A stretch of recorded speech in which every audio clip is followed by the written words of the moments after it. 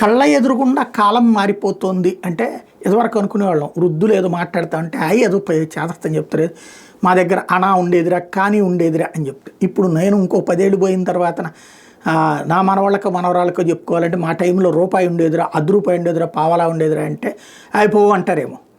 అంటే కాలం అంత వేగంగా మారిపోతుంది.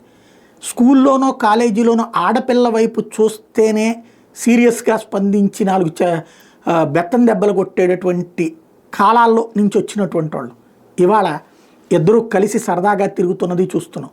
అదే ఒక ఎత్తు అయితే అంటే అందరూ కలిసి పార్టీలు ఇచ్చుకుంటున్నటువంటి కల్చర్ చూస్తున్నాం. రిక్షాలు ఎక్కడం వరకే తెలిసినటువంటి వాళ్ళం ఇవాళ రోజున ఆటోల, క్యాబ్ల, కార్ల ఇవన్నీ ఒక ఎత్తు అయితే కొత్త ట్రాన్స్పోర్టేషన్ సిస్టంలో ఇప్పుడు బండి ఉన్నటువంటి వాళ్ళు ర్యాపిడో బుక్ చేస్తే మనం మామూలుగా ఆటోకి అయితే కనుక 100 రూపాయలు, కారుకి అయితే 200 రూపాయలు అవుతుందంటే ర్యాపిడోకి 50 రూపాయలు అయిపోతుంది. అంటే ఉజ్జాయింపుగా చెప్తుంది. కాబట్టి ఇక్కడ బండి మీద వెళ్ళటం అంతే. ఇదివరకు బండి మీద ఎవరినైనా లిఫ్ట్ ఇవ్వమని అడగాలి, లేదా తెలిసిన ఫ్రెండ్నో బంధువునో అక్కడ వదిలిపెట్టు అని అడగాలి. ఇప్పుడు అట్లా కాకుండా 4 రూపాయలు ఇస్తే మనం వెళ్ళిపోవచ్చు.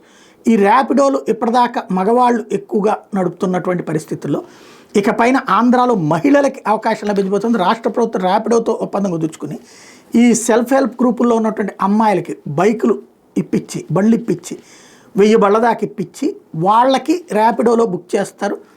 ఎవరైనా లేడీస్ ఇలా వెళ్ళాలి అనుకునే వాళ్ళని లేడీస్కి ఏర్పాటు చేసేటట్టు, అంటే లేడీ ప్రయాణికులు ర్యాపిడో ఎక్కాలనుకున్నప్పుడు ఈ ర్యాపిడో వెహికల్ డ్రైవర్లు రిసీవ్ చేసుకుని దించేటట్టు ఫస్ట్ ప్రయారిటీ.